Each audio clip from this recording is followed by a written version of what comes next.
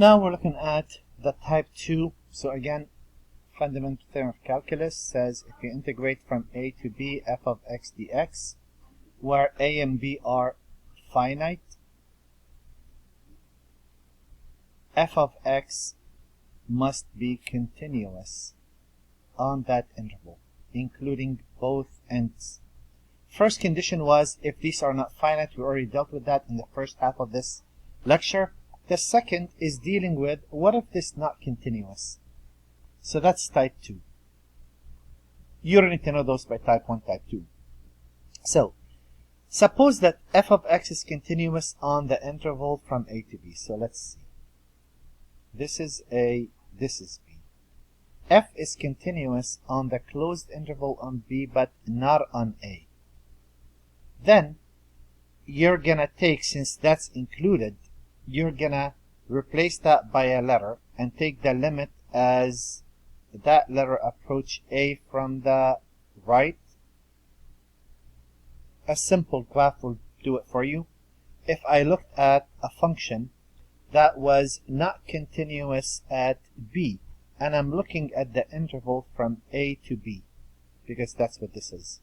But I noticed there's a problem on b.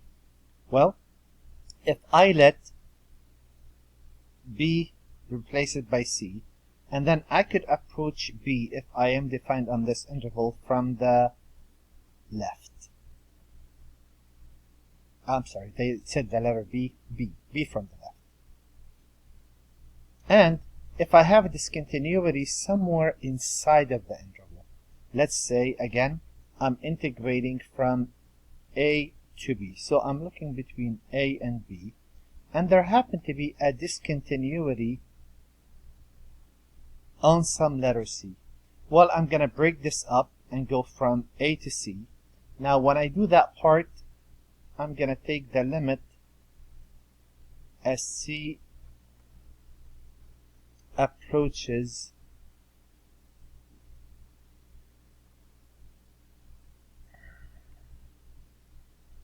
I'm going to take the limit. Ah, come on. I'm going to take the limit here as c approaches b from the left. And when I run from c to b, when I run on this interval, remember that this continuity is at c, I'm going to take the limit as c approaches b from the right. Now, unlike L'Hopital, if either of those diverge, automatically the series diverge. So in each case, if the limit exists and it's finite, we say the improper integral converge, and the limit is the value. Otherwise, the limit does not exist, and therefore the series diverge. So the discontinuity is a bit more than infinite, but not that much. I'd like to look at a few problems. If I look at number 44, I noticed on a number line, we have an issue with 0. And the limits on the interval is from 0 to 1.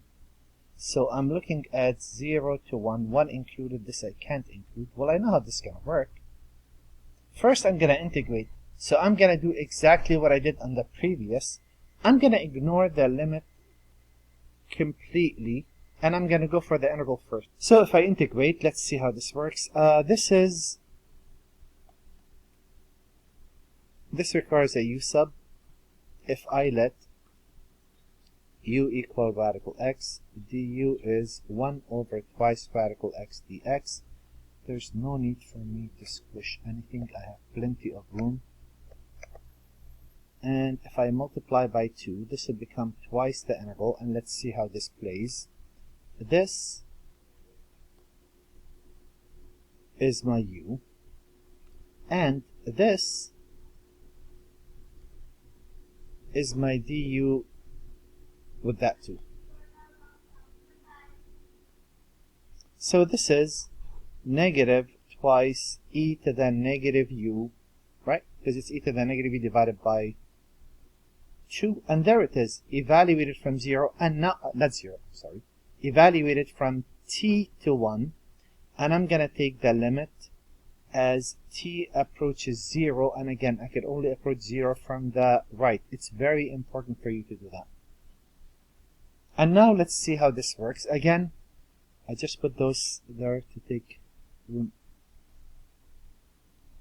We could move things around.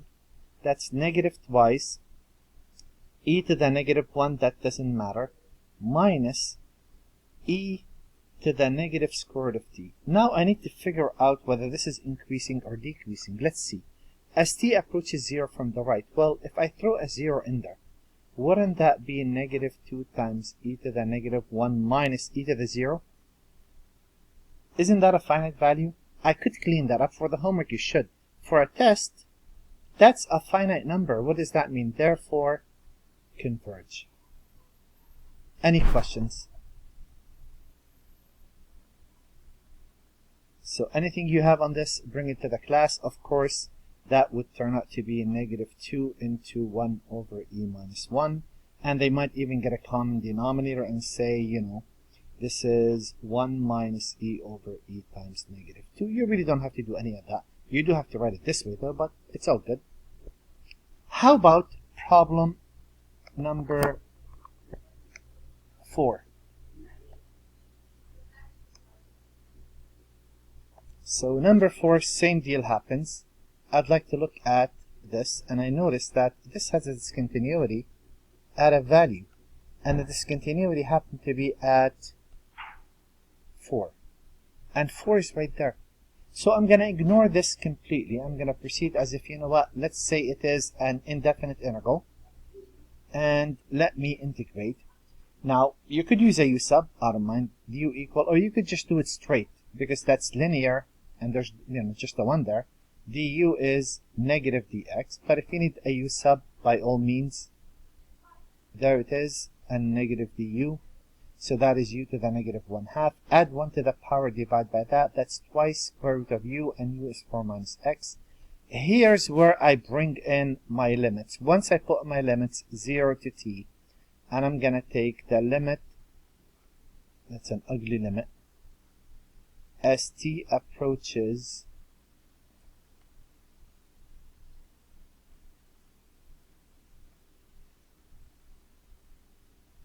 I'm going to take the limit as t approaches 4, and we can only approach 4 from the left.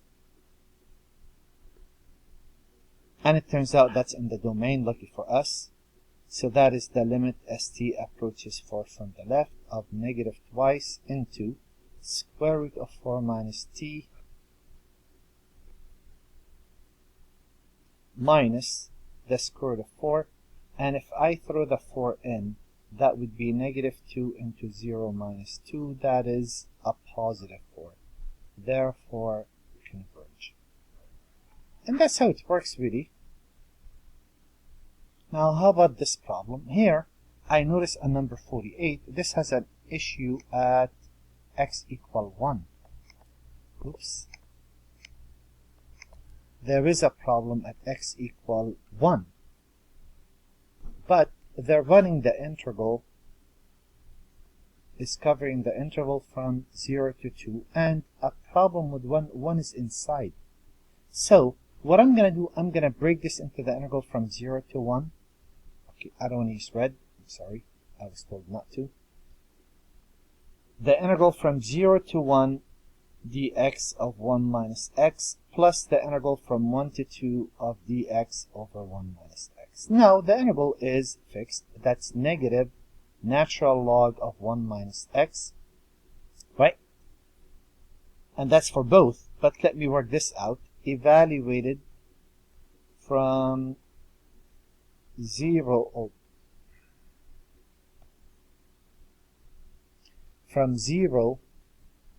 to t, and here's where I'm going to say I'm going to take the limit as t approaches 1 from the left in this case. So this is going to be the limit as t approaches 1 from the left, negative natural log of 1 minus t minus natural, minus a negative, or here, let's go this way, minus natural log of 1. Well, natural log of 1 is 0. If I throw a 1 in, as we approach 1 from the right, this will approach 0 with the absolute value from the right. That's minus a negative infinity. That is infinity. Therefore, diverge. If one piece diverge, automatically you're done. No need to spend time and evaluate that second integral. If one of those integrals diverge, end of story. Alright. Want to tackle a few more. So how about number 42? Well, 42 again, I might need more space. We'll see how that goes. And let me move this a bit to the right. So 42, I'm going to let u equal natural log of x. du is 1 over x dx. So my u is right there. And du is right there. Very simple problem. This turns out to be a natural log of absolute value and u is natural log of x. Alright. Evaluate it. And where do we have a problem? We didn't talk about that. We have a problem at x equal 0. Actually, 0 and 1, right? 0 is not in the interval because we're integrating from 1 to 2. So 0 is okay, but 1 is a problem. So I'm going to take t to 2 and take the limit as t approaches 1 from the right. Again, I should not have used that color. I apologize. So this is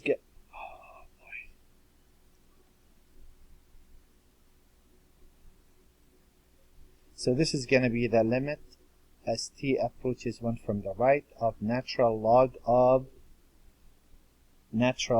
2 minus natural log absolute value, natural log of t. Well, this is a constant. And as t approaches 1 from the right, this will approach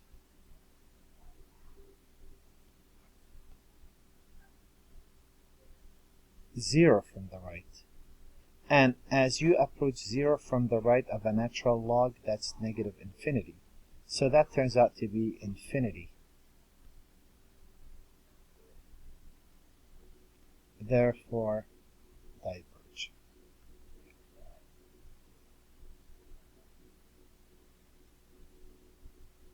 So any problem you're stuck on, not in math, in science, sketch a graph, and that'll do the trick. That saved my life when I took organic chemistry back in the days. How about this problem? Well, again, I know how to integrate that. So on the exam, when you see the first set of problems says integrate, and I throw at you 8-1, 8-2, 8-3, 8-4, 8-5, right? And then when you see this direction later on, much later, when it says evaluate the integral if they converge or diverge, you should be careful. Somebody looking at this problem might say, oh wait, I know what that is. That's the integral of x to the negative 1/3 dx. Add 1 to the power, that's x to the 2/3, divide by that. Now, this is the part I'm going to erase. Students say evaluate from negative 1 to 8, 2/3 into 1 minus a negative 8. Cube root of that is negative 2, square is 4. And they give an answer. Not saying that, you know what, we have an issue. We have a problem at 0. This integral is running from negative 8 all the way to 1, including that 0. So yes, the work you do the same. But at this stage here, you got to be a bit cautious. You want to say, I'm going to run from negative 8 to t. I'm going to take the limit as t approaches 0 from the left. If this works, you do the second piece.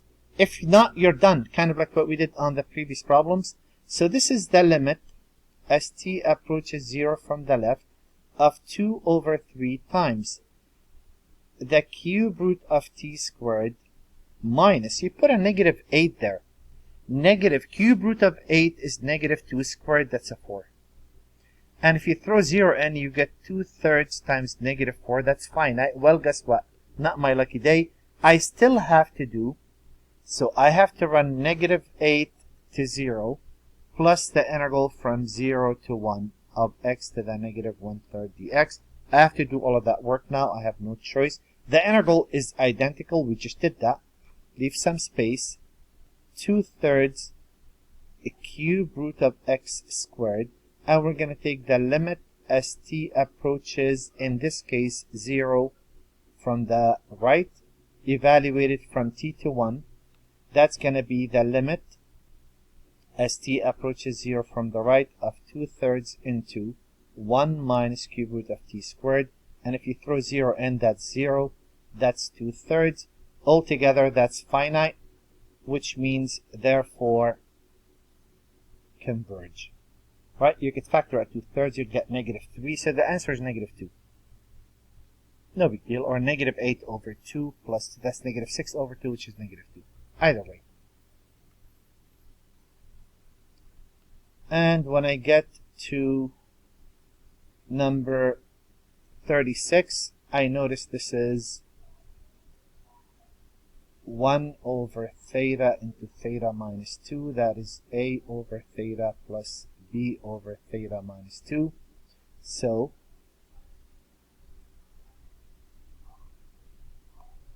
get rid of the parentheses. Actually, get rid of the fractions. Let theta equal 0. Let theta equal 2.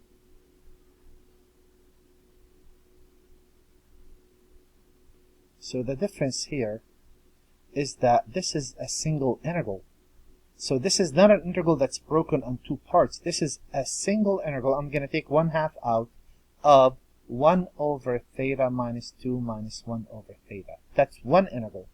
And if I look at what's the limiting factor, this is not continuous at, we have a problem at 0, and we have a problem at 2. But this integral is really from -1 to 1. So 2 never comes up. It's really the 0 that matters. So I'm really going to run this from -1 to 0, plus the integral from 0 to 1 of 1 over theta minus 2 d theta minus 1 over theta. Oh boy. Okay, I'm messing things up. I'm trying to rush to finish quickly. No need to do that. Let me shrink this a bit and move it to the side. Here we go. And plus the integral from 0 to 1 of 1 over theta minus 2 minus 1 over theta. Okay, well, what is that right there? This right here is going to be natural log of theta minus 2 minus natural log of theta. So this is natural log of theta minus 2 over theta, or natural log of 1 minus 2 over theta, evaluated from -1 to t, taken the limit as t approaches 0 from the left. Now, I am ignoring this 1/2. I'll just bring it at the end. And if I look at this problem, and what would happen? If I throw the t in, I'm taking the limit as t approaches 0 from the left of natural log of 1 minus 2 over t minus natural log of 1 plus, that's a 3. If I approach 0 from the left, that's going to approach -infinity, right? So -infinity times a negative is a positive infinity, right? And natural log of infinity in absolute value is infinity. So automatically this piece diverge.